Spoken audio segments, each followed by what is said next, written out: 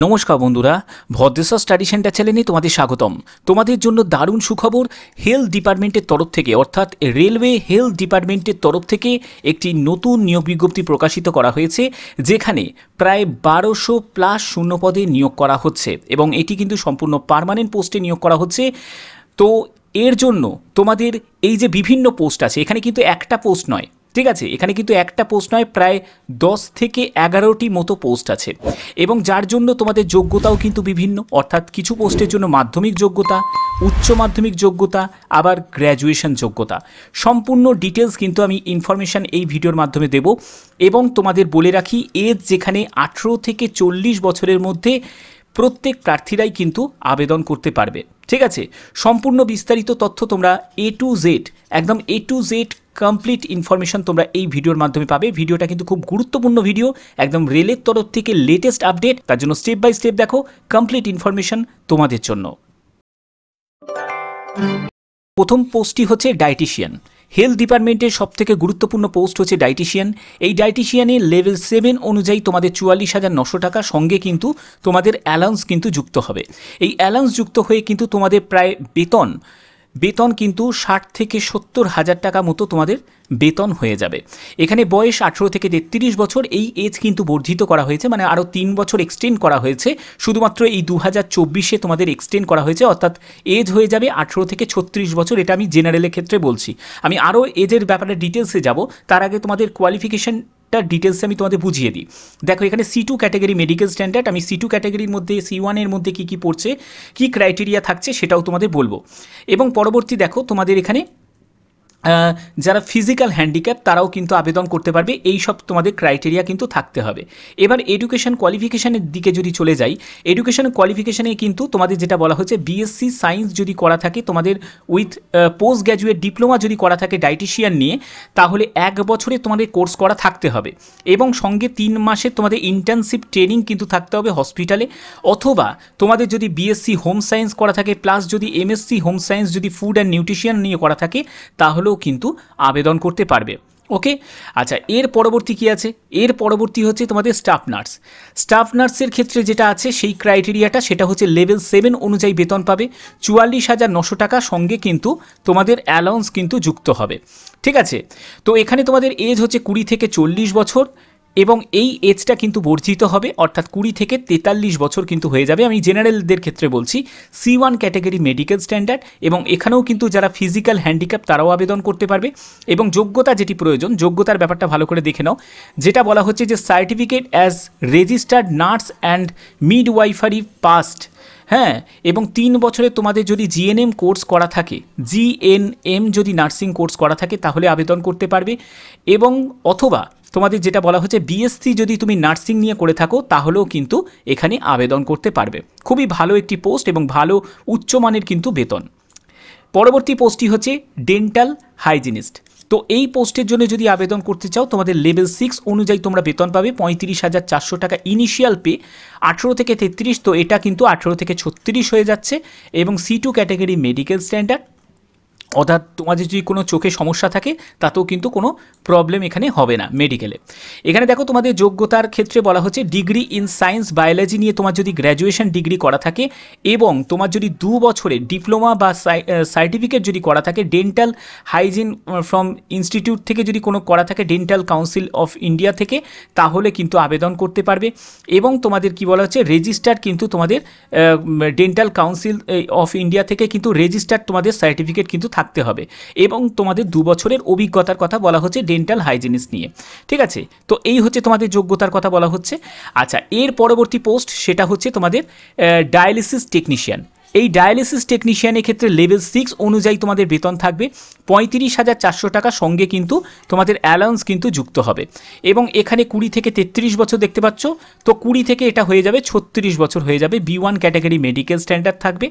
এবং তোমাদের এখানে যোগ্যতা যেটি প্রয়োজন সেটা হচ্ছে, তোমার যদি BSc করা থাকে, সঙ্গে যদি ডিপ্লোমা হোমোডায়ালিসিস নিয়ে যদি করা থাকে, হোমিওডায়ালিসিস নিয়ে, এবং তোমাদের অথবা তোমাদের যদি 2 বছর যদি স্যাটিসফ্যাক্টরি হাউজিং ট্রেনিং যদি কোনো কোনো থাকে, অভিজ্ঞতা যদি থাকে এই কাজে, তাহলেও কিন্তু এখানে আবেদন করতে পারবে।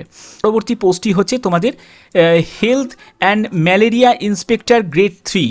এই ক্ষেত্রে তোমাদের লেভেল 6 অনুযায়ী 35,400 টাকা প্লাস কিন্তু অ্যালাউন্স কিন্তু তোমাদের যুক্ত হয়ে যাবে। এবং এখানেও কিন্তু 18 থেকে 33 বছর, অর্থাৎ এজ কিন্তু এক্সটেন্ড হয়ে 18 থেকে 36 বছর হবে। এবং C1 ক্যাটাগরি কিন্তু মেডিকেল স্ট্যান্ডার্ড থাকবে। এবং দেখো এখানে পরবর্তী যেটি বলা হচ্ছে সেটা হচ্ছে তোমাদের যোগ্যতার ক্ষেত্রে তোমাদের বিএসসি যদি তোমাদের স্টাডি কেমিস্ট্রি নিয়ে যদি তোমাদের যোগ্যতা যদি থাকে, তাহলে কিন্তু তোমরা এখানে আবেদন করতে পারবে। এবং তোমাদের যেটা বলা হচ্ছে 1 বছরে কিন্তু হেলথ স্যানিটারি ইন্সপেক্টরে কিন্তু তোমাদের ডিপ্লোমা করা থাকতে হবে, অর্থাৎ এই দুটো কন্ডিশনের মধ্যে যে কোনো একটা থাকতে হবে। আর না হলে তোমাদের 1 বছরে কোনো এনটিসি মানে national trade certificate health sanitary inspector নিয়ে যদি করা থাকে, তাহলে কিন্তু আবেদন করতে পারবে। অর্থাৎ বিএসসি কেমিস্ট্রি নিয়ে করা থাকতে হবে এবং তোমাদের 1 বছরের হেলথ এবং স্যানিটারি ইন্সপেক্টর অথবা তোমাদের 1 বছরের ন্যাশনাল ট্রেড সার্টিফিকেট কিন্তু করা থাকতে হবে। এর পরবর্তী যেটি হচ্ছে তোমাদের ল্যাব সুপারিনটেনডেন্ট গ্রেড 3। এর ক্ষেত্রে দেখো লেভেল 6 অনুযায়ী 35,400 টাকা প্লাস হচ্ছে অ্যালাউন্স হচ্ছে তোমাদের যুক্ত হবে। এবং তোমাদের 18 থেকে 33, তো এটা কিন্তু 18 থেকে হয়ে যাবে 36 বছর হয়ে যাবে। এবং B1 ক্যাটাগরি কিন্তু মেডিকেল স্ট্যান্ডার্ড থাকবে। পরবর্তী যেটা দেখো তোমাদের এখানে এডুকেশন কোয়ালিফিকেশন, সেটা হচ্ছে যদি তোমার বিএসসি যদি biochemistry, microbiology, life science, BSc chemistry, biology নিয়ে যদি করা থাকে, তাহলে কিন্তু আবেদন করতে পারবে। প্লাস কিন্তু ডিপ্লোমা তোমাদের ডিএমএলটি ডিপ্লোমা করা থাকতে হবে। অথবা তোমাদের যদি বিএসসি মেডিকেল তোমাদের টেকনোলজি মানে ল্যাবরেটরি টেকনোলজি নিয়ে যদি করা থাকে, তাহলেও কিন্তু তোমরা এখানে আবেদন করতে পারবে। ঠিক আছে, এবার হচ্ছে অপটোমেট্রিস্ট। তো অপটোমেট্রিস্টের জন্য তোমাদের লেভেল 4 অনুযায়ী 25,500 টাকা, সঙ্গে কিন্তু আদার্স অ্যালাউন্স কিন্তু তোমাদের যুক্ত হয়ে যাবে। 18 থেকে 33, এটা কিন্তু 18 থেকে 36 হয়ে যাবে। এটা জেনারেলদের ক্ষেত্রে বলছি।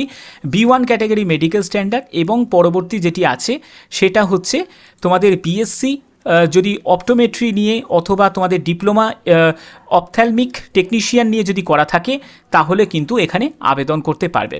পরবর্তী পোস্টে চলে যাচ্ছি। পরবর্তী পোস্টটি হচ্ছে পারফিউশনিস্ট। তো এখানে দেখো তোমাদের লেভেল 6 অনুযায়ী বেতন এবং 35,400 টাকা এবং সঙ্গে অ্যালাউন্স কিন্তু যুক্ত হবে। এবং এখানে দেখো 21 থেকে এটা কিন্তু 43 বছর হয়ে যাবে। আমি পরবর্তী জায়গায় দেখাচ্ছি কি কতটা এক্সটেন্ড হয়েছে। এবং B1 ক্যাটাগরি মেডিকেল স্ট্যান্ডার্ড, এখানেও কিন্তু B1 ক্যাটাগরি মেডিকেল স্ট্যান্ডার্ড থাকবে। এবং তোমাদের বিএসসি উইথ ডিপ্লোমা, সেটা হচ্ছে পারফিউশন টেকনোলজি নিয়ে যদি তোমাদের থাকে, তাহলে কিন্তু আবেদন করতে পারবে। অথবা তোমাদের যদি বিএসসি 3 বছরের যদি এক্সপিরিয়েন্স থাকে কার্ডিও পালমোনারি পাম্প টেকনিশিয়ান নিয়ে, তাহলেও কিন্তু আবেদন করতে পারবে। পরবর্তী পোস্টে চলে যাচ্ছি। পরবর্তী পোস্টটি হচ্ছে তোমাদের ফিজিওথেরাপিস্টে হচ্ছে তোমাদের লেভেল 6 অনুযায়ী 35,400 টাকা ইনিশিয়াল পে। এগুলো কিন্তু সবই ইনিশিয়াল পের কথা বলা হচ্ছে। 18 থেকে 33, এটা কিন্তু 18 থেকে 36 হয়ে যাবে। C1 ক্যাটাগরি মেডিকেল স্ট্যান্ডার্ড থাকবে। এবং পরবর্তী যেটি বলা হচ্ছে সেটি হচ্ছে তোমাদের ব্যাচেলার ডিগ্রি যদি ফিজিওথেরাপি ফ্রম রিকগনাইজ ইউনিভার্সিটি থেকে যদি করা থাকে এবং তোমাদের যদি 2 বছরের প্র্যাকটিক্যাল এক্সপিরিয়েন্স থাকে ফিজিওথেরাপি করার কোনো গভর্নমেন্ট বা প্রাইভেট কোনো হসপিটালে অ্যাটলিস্ট 100 বেড। তো যদি 100টা বেডের কোনো হসপিটাল, কোনো গভর্নমেন্ট বা প্রাইভেট হসপিটালে যদি তোমাদের এই কাজের যদি অভিজ্ঞতা থাকে, তাহলে অবশ্যই কিন্তু তোমরা এখানে আবেদন করতে পারো। আচ্ছা, পরবর্তী পোস্টে চলে যাচ্ছি। পরবর্তী পোস্টটি হচ্ছে ফার্মাসিস্ট গ্রেড 3 এর ক্ষেত্রে দেখো তোমাদের লেভেল 5 অনুযায়ী বেতন থাকবে 29,200 টাকা ইনিশিয়াল পে, সঙ্গে কিন্তু অ্যালাউন্স এখানেও কিন্তু তোমাদের যুক্ত হবে। এবং 20 থেকে 35, সেটা কিন্তু 20 থেকে হয়ে যাবে 38 বছর হয়ে যাবে। C2 category medical standard. হ্যাঁ, এর পরবর্তী যেটি আছে তোমাদের এডুকেশন কোয়ালিফিকেশান। দেখো তোমাদের যদি উচ্চ মাধ্যমিক তুমি যদি সায়েন্স ব্যাকগ্রাউন্ড নিয়ে করে থাকো, সঙ্গে যদি তোমাদের ডিপ্লোমা ফার্মেসি নিয়ে করা থাকে, ঠিক আছে, তাহলে কিন্তু আবেদন করতে পারবে। অথবা তোমাদের যদি ব্যাচেলার ডিগ্রি ইন ফার্মেসি নিয়ে যদি বি ফার্মা নিয়ে করা থাকে, তাহলেও কিন্তু আবেদন করতে পারবে। পরবর্তী পোস্টটি হচ্ছে রেডিওগ্রাফারের জন্য লেভেল 5 অনুযায়ী 29,200 টাকা, সঙ্গে কিন্তু অ্যালাউন্স কিন্তু যুক্ত হবে। এখানে 19 থেকে 33, এটা 19 থেকে 36 হয়ে যাবে। B1 ক্যাটাগরি মেডিকেল স্ট্যান্ডার্ড থাকবে। এবং এখানে তোমাদের যে কোয়ালিফিকেশান সেটা হচ্ছে উচ্চ মাধ্যমিক পাস, সঙ্গে কিন্তু ফিজিক্স অ্যান্ড কেমিস্ট্রি এবং ডিপ্লোমা তোমাদের রেডিওগ্রাফি নিয়ে বা এক্স রে টেকনিশিয়ান বা রেডিও ডায়াগনোসিস টেকনোলজি নিয়ে 2 বছরের কোর্সে কিন্তু করা থাকতে হবে। যদি এটা থাকে, এই যোগ্যতা থাকে, তাহলে আবেদন করতে পারবে। আর যারা সায়েন্স নিয়ে গ্র্যাজুয়েশন করেছো, ঠিক আছে, বিএসসি করেছো, তাদের যদি ডিপ্লোমা করা থাকে radiography, X ray technician, radio diagnosis technology নিয়ে যদি 2 বছরের কোনো করা থাকে, তাহলেও কিন্তু তারা আবেদন করতে পারবে। ঠিক আছে, যে কোনো একটা যোগ্যতা কিন্তু এখানে প্রয়োজন। আচ্ছা, পরবর্তী যেটি আছে, তো চলো পরবর্তী দেখো। পরবর্তী হচ্ছে তোমাদের স্পিচ থেরাপিস্ট। তো এখানে দেখো লেভেল 5 অনুযায়ী 29,200 টাকা ইনিশিয়াল পে, 18 থেকে 36 বছর এটা হয়ে যাবে, এবং B1 ক্যাটাগরি মেডিকেল স্ট্যান্ডার্ড। এবং তোমাদের এখানে যে যোগ্যতা যেটি প্রয়োজন সেটা হচ্ছে বিএসসি অ্যান্ড ডিপ্লোমা যদি অডিও অ্যান্ড স্পিচ থেরাপি নিয়ে যদি করা থাকে এবং যদি 2 বছরের এক্সপিরিয়েন্স থাকে এই রিলেটেড ফিল্ডে, তাহলে তোমরা আবেদন করতে পারো। ওকে, আচ্ছা, পরবর্তী পোস্টটি হচ্ছে ইসিজি টেকনিশিয়ান। এখানে দেখো লেভেল 4 অনুযায়ী বেতন, ইনিশিয়াল পে 25,500 টাকা, 18 থেকে 36 বছর, এবং C1 ক্যাটাগরি মেডিকেল স্ট্যান্ডার্ড। এরপরে হচ্ছে তোমাদের এখানে যোগ্যতা, সেটা হচ্ছে তুমি যদি একজন উচ্চ মাধ্যমিক পাশ করে থাকো তাহলেও আবেদন করতে পারবে, অথবা তুমি যদি গ্র্যাজুয়েশন করে থাকো সায়েন্স ব্যাকগ্রাউন্ড নিয়ে তাহলেও কিন্তু আবেদন করতে পারবে। এরপরে হচ্ছে certificate, diploma, degree, ECG, laboratory technology, cardiology, এইসবের যদি তোমার কোনো ইনস্টিটিউট থেকে যদি এইসব ব্যাপারে তোমাদের যদি ডিপ্লোমা বা সার্টিফিকেট করা থাকে ইসিজি টেকনিশিয়ান নিয়ে, তাহলে কিন্তু তোমরা এখানে আবেদন করতে পারো। তারপরে হচ্ছে লেডি হেলথ ভিজিটার। এখানে দেখো লেভেল 4 অনুযায়ী 25,500 টাকা, 18 থেকে এটা 33 হয়ে যাবে, এবং C1 ক্যাটাগরি কিন্তু মেডিকেল স্ট্যান্ডার্ড থাকবে। ঠিক আছে, এবং এখানে কিন্তু তোমাদের উচ্চ মাধ্যমিক পাস যোগ্যতা এবং সঙ্গে কিন্তু মাল্টিপারপাস ওয়ার্কার কোর্স যদি তোমাদের করা থাকে কোনো ইনস্টিটিউট বা স্টেট গভর্নমেন্ট থেকে, তাহলে কিন্তু আবেদন করতে পারবে। ল্যাব অ্যাসিস্ট্যান্টের ক্ষেত্রে দেখো এখানে গ্রেড 2 অনুযায়ী লেভেল 3 21,700 টাকা মতো ইনিশিয়াল পে, 18 থেকে 33, তবে এটা 18 থেকে হয়ে যাবে 36, B1 ক্যাটাগরি মেডিকেল স্ট্যান্ডার্ড থাকবে। এবং তোমাদের যেটা বলা হচ্ছে সেটা হচ্ছে উচ্চ মাধ্যমিক পাস সায়েন্স ব্যাকগ্রাউন্ড নিয়ে, প্লাস যদি তোমাদের যদি ডিএমএলটি করা থাকে, কোর্স করা থাকে, তাহলে আবেদন করতে পারবে, অথবা তোমাদের যদি সার্টিফিকেট কোর্স মেডিকেল ল্যাব নিয়ে করা থাকে তাহলেও কিন্তু আবেদন করতে পারবে। তো এই হচ্ছে তোমাদের সম্পূর্ণ যোগ্যতাগুলো আমি তোমাদের কাছে ক্লিয়ার করে দিলাম। এবার আমি তোমাদের অফিসিয়াল নোটিফিকেশানে চলে যাচ্ছি, সেখানে তোমাদের কোন কোন পোস্টগুলো সম্পর্কে আলোচনা করলাম, তার জন্য কি কতটা বর্ধিত এজ হয়েছে, কত ভ্যাকেন্সি আছে, সম্পূর্ণ ডিটেলসটা তোমাদের দেখিয়ে দিচ্ছি। অফ ইন্ডিয়া মিনিস্ট্রি অফ রেলওয়ের তরফ থেকে যে নোটিশটা প্রকাশিত হয়েছে 4/2024, যেখানে প্যারামেডিক্যাল ক্যাটাগরিজে মানে হেলথ ডিপার্টমেন্ট, রেলের যে হেলথ ডিপার্টমেন্ট আছে সেই হেলথ ডিপার্টমেন্টে প্রচুর কিন্তু শূন্যপদে নিয়োগ করা হচ্ছে। যেখানে তোমাদের আবেদন যেটা শুরু হবে সেটা 17ই আগস্ট থেকে তোমরা অনলাইনে আবেদন করতে পারবে, এবং আবেদনের তোমাদের লাস্ট ডেট সেটা হচ্ছে 16ই সেপ্টেম্বর 2024। ঠিক আছে, এবং যে পোস্টগুলো আমি অলরেডি তোমাদের সাথে আলোচনা করলাম, এবং পোস্টগুলোর ক্ষেত্রে আমি যেগুলো বললাম তার ক্ষেত্রে দেখতে পাচ্ছ তোমরা 3 বছর কিন্তু তোমাদের এজ কিন্তু অ্যাড হয়েছে। ঠিক আছে, অর্থাৎ আমি আগে যে তোমাদের নোটিশটা যেটা দেখালাম সেটা 2019-এ ছিল। তোমরা জানো এবছর যেহেতু 3 বছরে তোমাদের কোভিডের জন্য ছাড় দেওয়া হয়েছে, তো সব এজের ক্ষেত্রে কিন্তু 3 বছর এক্সটেন্ড করা হয়েছে। তো প্রত্যেকটা পোস্টের ক্ষেত্রে কিন্তু আমি তোমাদের যোগ্যতাগুলো কি কি প্রয়োজন সেগুলো তোমাদের বলে দিলাম। আশা করি তোমরা সেগুলো বুঝে গেছো। ঠিক আছে, এবং তোমাদের এখানে বেতনগুলোও তোমরা দেখতে পাচ্ছ, বেতন কিন্তু সেমই আছে, এবং তোমাদের টোটাল যদি আমি ভ্যাকেন্সি দেখাতে হয় সেখানে 1376টি মতো ভ্যাকেন্সি আছে। কিন্তু এখানে একটা কিন্তু আছে, সেটা হচ্ছে একটা তোমাদের বোনাস আছে। আমি এর জন্যই বলি আমার প্রত্যেকটা ভিডিও শেষ পর্যন্ত দেখার চেষ্টা করবে, কারণ আমি প্রত্যেকটা ভিডিওর প্রত্যেকটা জায়গায় কিন্তু প্রত্যেকটা মুহূর্তে কিন্তু কিছু গুরুত্বপূর্ণ ইনফরমেশান থাকে। যে ইনফরমেশানটা তোমাদের দেবো সেটা হচ্ছে ফিল্ড ওয়ার্কার। এই যে ফিল্ড ওয়ার্কারটা, এটা কিন্তু একটা গ্রুপ ডি ক্যাটাগরি পোস্ট, অর্থাৎ এই ফিল্ড ওয়ার্কারের জন্য তোমাদের যোগ্যতা যেটি প্রয়োজন হবে, কারণ এই প্রথম কিন্তু এই ফিল্ড ওয়ার্কার পোস্টটা কিন্তু তোমাদের এরকম অফিসিয়ালিভাবে ডাইরেক্ট রিক্রুটমেন্ট প্রসেসে কিন্তু নিয়োগ করা হচ্ছে, নালে কিন্তু এটা প্রমোশনাল কোটাতেই কিন্তু এটা ভরা হতো। তো এবারে এখানে কিন্তু যোগ্যতা যেটি প্রয়োজন হবে সেটা কিন্তু মাধ্যমিক পাস তোমাদের যোগ্যতা প্রয়োজন হবে, অথবা তোমাদের উচ্চ মাধ্যমিক পাস যোগ্যতা প্রয়োজন হবে। দুটোর মধ্যে যে কোনো একটা কিন্তু তোমাদের থাকবে।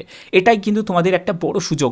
সম্ভবত চান্স আছে মাধ্যমিক পাস যোগ্যতা হতে পারে, না হলে কিন্তু উচ্চ মাধ্যমিক পাস যোগ্যতাও কিন্তু রাখতে পারে। এই ফিল্ড ওয়ার্কার পোস্টের জন্য, যেখানে কিন্তু নর্মালি অন্য ক্যান্ডিডেটরাও কিন্তু আবেদন করতে পারবে, যেখানে লেভেল 2 অনুযায়ী 19,900 টাকা, এটা ইনিশিয়াল পে, আমি বারবার বলছি, সঙ্গে কিন্তু অ্যালাউন্স কিন্তু যুক্ত হবে। আর সবথেকে বড় কথা, C2 ক্যাটাগরি মেডিকেল স্ট্যান্ডার্ড থাকবে, 18 থেকে 33 বছর এবং 19টি মতো শূন্যপদ আছে। এই পোস্টটাতেই কিন্তু যাদের অন্যান্য পোস্টগুলো যেগুলো দেখালাম, যে পোস্টগুলোতে কিন্তু এক্সট্রা কোনো কোয়ালিফিকেশান প্রয়োজন হচ্ছে, কিন্তু এই পোস্টটাতে কিন্তু আদার্স কোনো তোমার এক্সট্রা কোনো কোয়ালিফিকেশানের কোনো প্রয়োজন হবে না।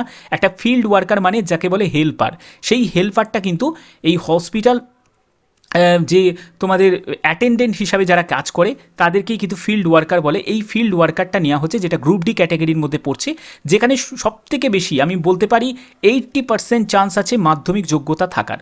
মাধ্যমিক যোগ্যতা থাকার কিন্তু সবথেকে বেশি চান্স আছে মাধ্যমিক যোগ্যতা রাখার, না হলে কিন্তু উচ্চ মাধ্যমিক যোগ্যতা রাখতে পারে। ঠিক আছে, দুটোর মধ্যে যে কোনো একটি যোগ্যতা তোমাদের এখানে থাকবে। এবং দেখো এখানে তোমাদের B1 ক্যাটাগরি মেডিকেল স্ট্যান্ডার্ডের মধ্যে কি দরকার।